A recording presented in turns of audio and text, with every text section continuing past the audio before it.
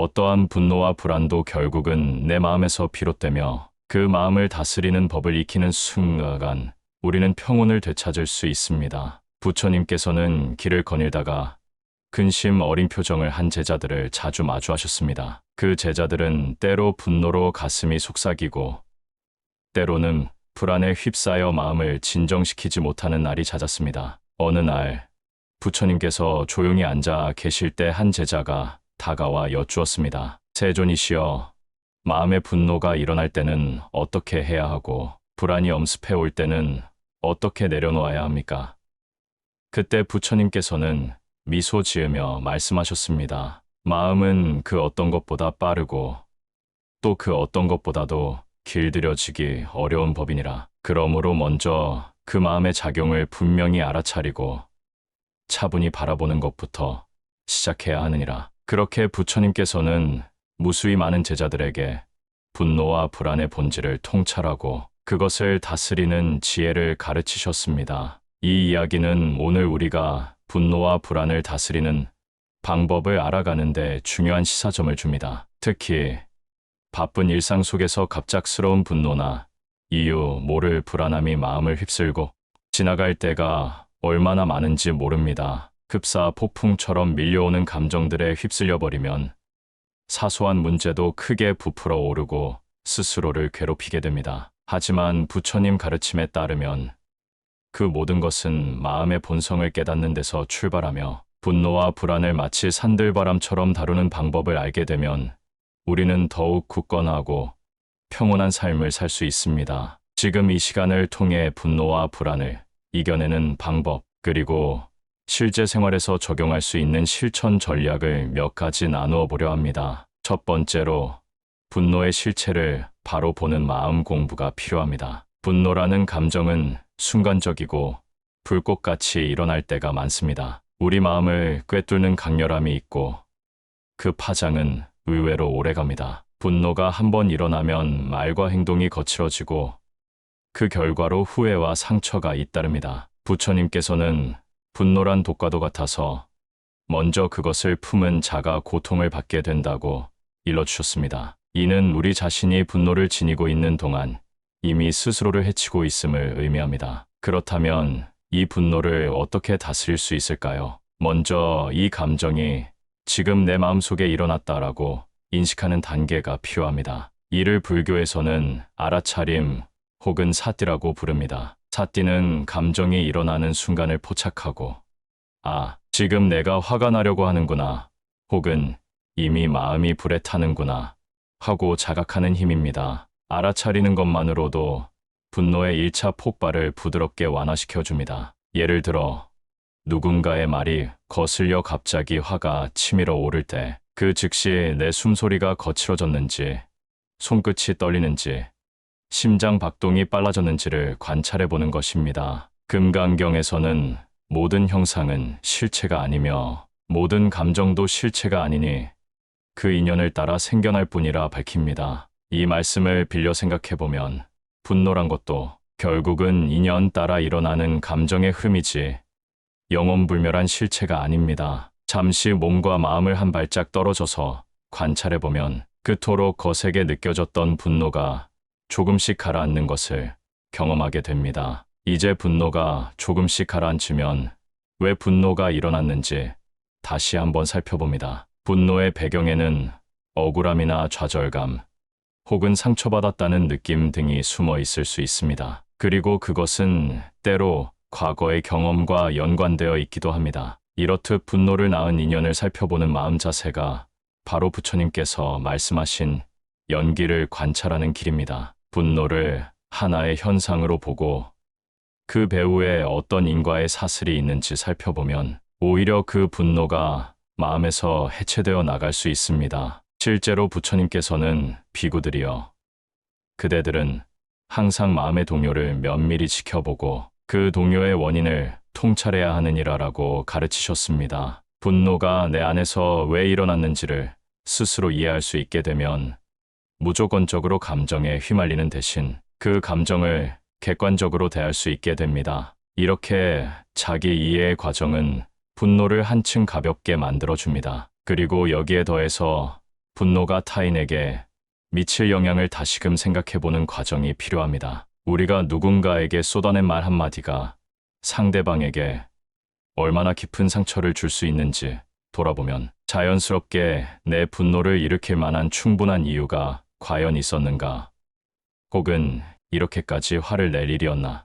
자문하게 됩니다. 그러면 대부분의 경우 분노를 적절히 식히고 건설적인 대화를 나누는 방향으로 전환할 수 있습니다. 이것이 바로 분노가 생길 때 마음 공부를 하는 첫 번째 키입니다. 두 번째로 불안과 근심을 다스리는 호흡 관찰 수행입니다. 오늘날 현대사회에서 불안은 보이지 않는 그림자처럼 우리 곁을 맴도는 경우가 많습니다. 인간관계, 학업, 직장 문제, 경제적 상황 등 다양한 이유로 불안이 찾아옵니다. 마음이 앞서가고 아직 벌어지지 않은 일에 대해 미리 걱정하면서 스스로의 에너지를 소진시키곤 합니다. 부처님께서는 미래에 대한 걱정과 과거에 대한 후회가 모두 환상과 같다는 것을 알아야 하느니라. 오직 현재 이 순간에 깨어 있어야 마음의 자유를 얻을 수 있다. 라고 일러주셨습니다. 사실 우리는 미리 일어나지도 않은 일에 대해 너무나 많은 걱정을 하고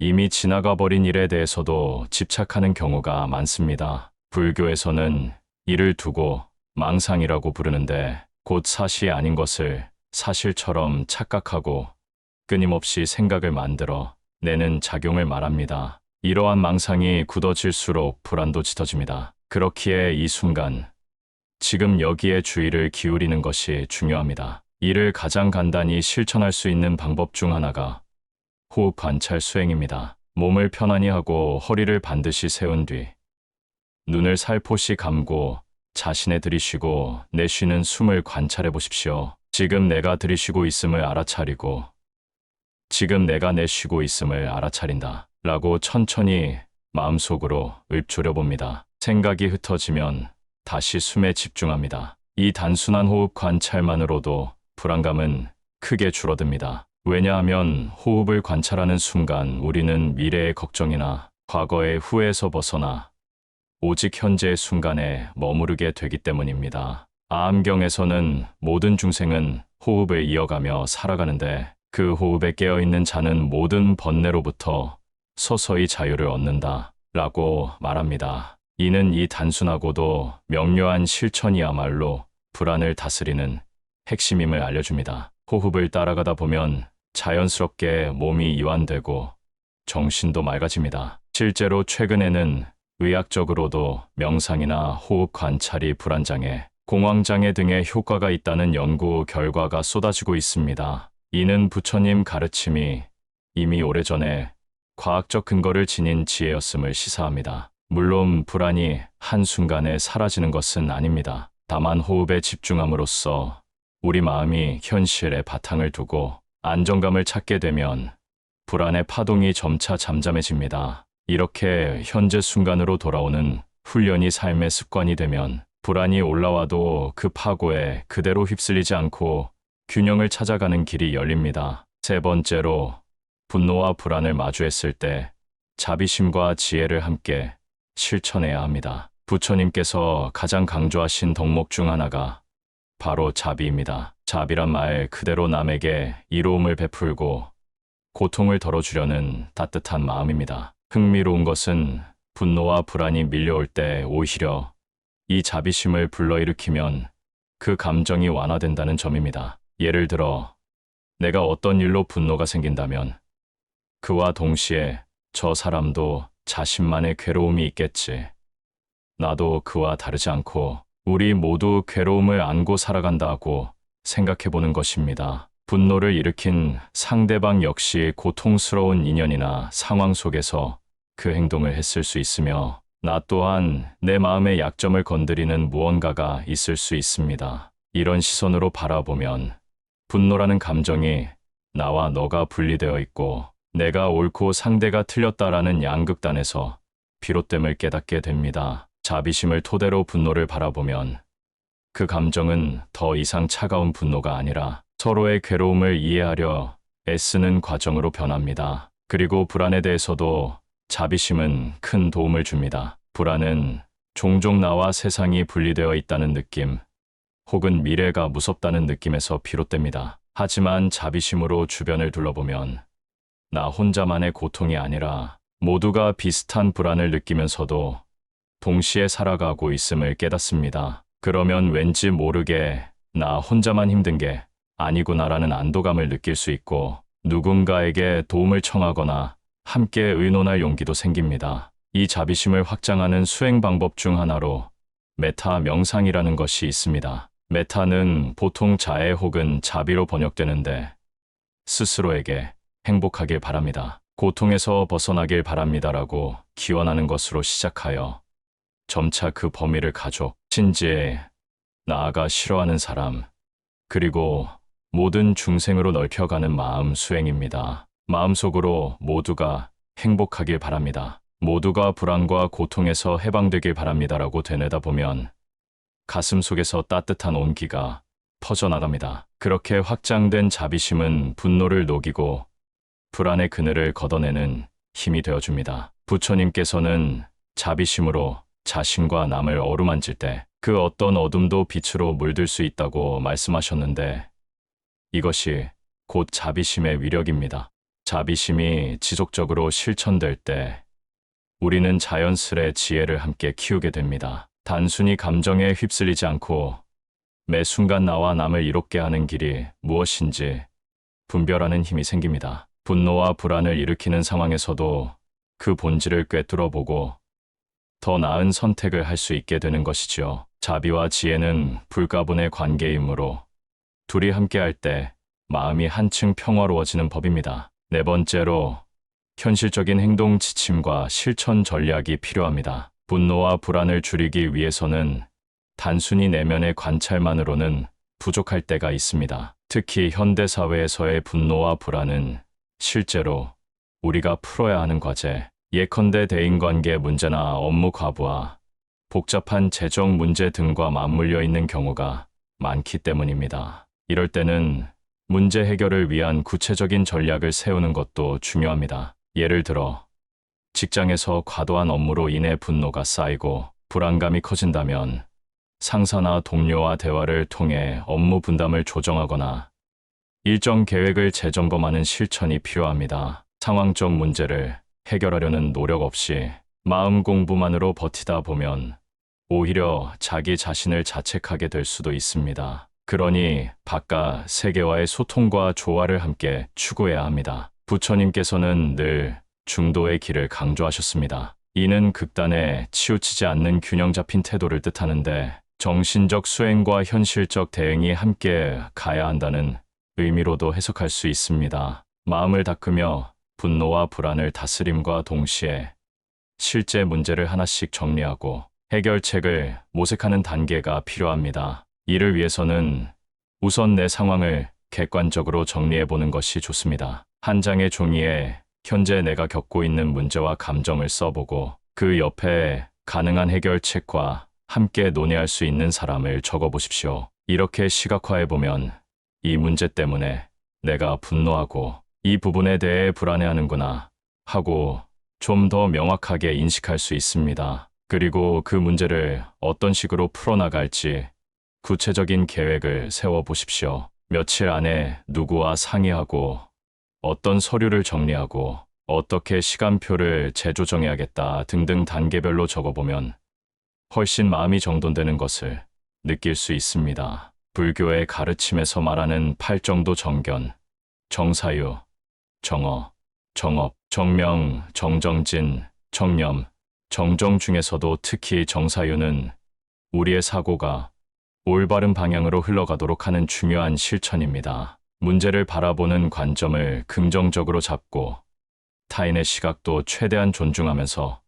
건설적 해결책을 마련하는 것, 이것이 곧 정사유를 일상에서 적용하는 길입니다. 물론 이 과정에서 분노나 불안이 완전히 사라지진 않겠지만 조금씩 해결의 실마리를 찾아가면서 마음이 한결 가벼워지고 주도성을 회복하게 됩니다. 다섯 번째로 일상에서 꾸준히 마음 챙김을 이어가는 습관을 들이는 것이 중요합니다. 분노와 불안을 즉시 없애주는 마법 같은 방법은 없습니다. 다만 꾸준한 마음챙김과 수행, 그리고 생활 속 실천을 통해 감정의 파고를 부드럽게 관리해 나갈 수 있습니다. 가장 좋은 방법 중 하나는 작은 습관을 정해놓고 매일 실천하는 것입니다. 예를 들어, 아침에 일어나면 5분간 조용히 앉아 호흡을 바라보고 자기 전에도 5분간 그날의 감정을 정리해보는 시간을 가집니다. 혹은 점심 식사 후 잠깐이라도 조용한 공간에 앉아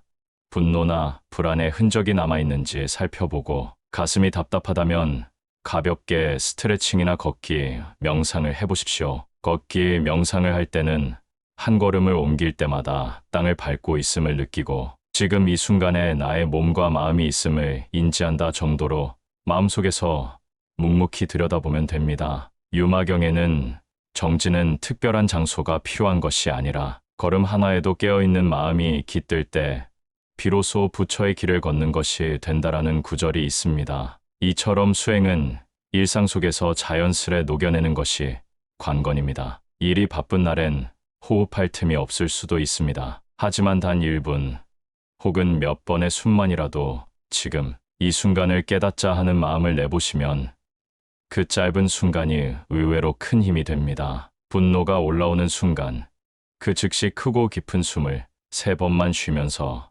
가슴을 진정시켜 보십시오. 불안이 밀려오는 순간 눈을 잠시 감고 내 몸의 감각들을 바닥부터 머리끝까지 살피면서 나는 지금 안전하고 괜찮다고 스스로에게 속삭여 보십시오. 이런 작은 습관들이 축적되면 어느 순간부터 분노와 불안을 다루는데 훨씬 능숙해지는 자신을 발견하게 됩니다. 그리고 이 습관을 지지해줄 주변의 동반자를 찾는 것도 좋습니다. 함께 명상을 하거나 불교 공부 모임에 참여하거나 아니면 단순히 서로의 고민을 나누며 지금 내가 분노 또는 불안에 잠시 깨려고 한다고 털어놓을 수 있는 사람 말입니다. 그럴 때 우리는 서로 지탱해주는 인연이 되어 부처님이 말씀하신 승가선치의 아름다운 가치를 실천하게 됩니다. 승가는 수행 공동체를 의미하는데 현대적 의미로는 서로의 마음챙김을 북돋우고 수행을 함께하는 이들로 이해할 수 있을 것입니다. 이처럼 꾸준히 수행과 교류,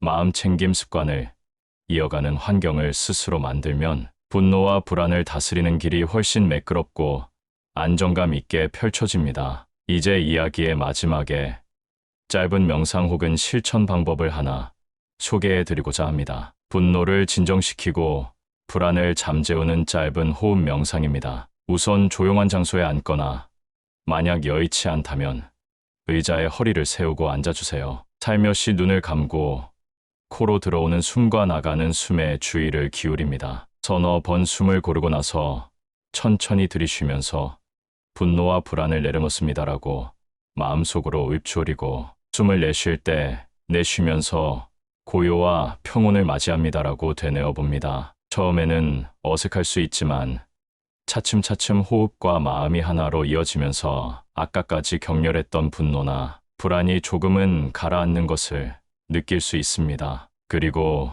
이 명상이 끝난 후 편안해진 마음 상태에서 한 번 더 자신이 왜 분노했고 무엇 때문에 불안했는지를 정리해 보십시오. 그 원인을 명료하게 인식하고 필요한 현실적 조치를 생각한 다음 자비심을 잊지 않도록 스스로에게 다짐합니다. 이렇게 간단한 명상만으로도 놀라울 정도로 마음이 차분해지고 해결해야 할 문제들을 좀 더 명료하게 바라볼 수 있게 됩니다. 앞서 살펴본 분노와 불안을 다스리는 5가지 길마음 공부를 통한 분노 관찰, 호흡 수행으로 불안 내려놓기, 자비심과 지혜 실천, 현실적 문제 해결 노력, 꾸준한 마음챙김 습관을 요약해보면 결국 모든 것이 내 마음의 작용을 알아차리는 데서 시작해 그 마음을 현명하게 이끌어가는 것이라고 정리할 수 있습니다. 부처님께서는 늘 자신을 다스릴 줄 아는 자가 진정으로 세상을 다스릴 수 있다라고 말씀하셨습니다. 이는 나의 분노와 불안을 길들이고 평온을 회복하는 것이야말로 결국 나 자신은 물론 주변 사람들까지도 이롭게 하는 길임을 시사합니다. 분노에 휩쓸리지 않고 불안을 붙들고 괴로워하지 않는 삶은 결코 멀리 있는 이상향이 아닙니다. 작은 한 걸음을 디딜 때마다 마음을 챙기고 매 순간 숨결 하나에도 집중하며 자비심과 지혜를 함께 실천한다면 누구나 이 평온의 길을 갈 수 있습니다. 또한 구독을 통해 더 깊이 있는 부처님 말씀이나 명상 실천법을 꾸준히 접하시면 여러분께서는 일상에서 조금 더 자주 이 마음의 평온을 체험하시게 될 것입니다. 때로는 위로가 되는 말 한마디, 혹은 동참자들과의 교류, 그리고 다양한 불교 수행법이 담긴 영상을 통해 삶의 여러 측면에서 더욱 간단해지고 따뜻해지는 혜택을 얻게 되실 것입니다. 오늘 내용에서 분노와 불안을 다스리는 방법을 함께 나누었는데 실제로 어떤 점이 가장 와닿으셨는지 궁금합니다. 삶 속에서 분노와 불안이 올라올 때, 혹은 이미 그 감정에 휘말려 버렸을 때 어떤 식으로 마음을 추스러 보는지 댓글로 나눠주시면 서로에게 큰 도움이 될 것 같습니다. 오늘 영상이 도움되셨다면 구독과 좋아요 부탁드립니다. 다음 영상에서 다시 만납니다. 시청자분께서는 혹시 지금 가장 신경 쓰이고 두려운 문제가 무엇인지 여쭤보고 싶습니다. 댓글로 나눠주시면 함께 이야기를 이어가도록 하겠습니다.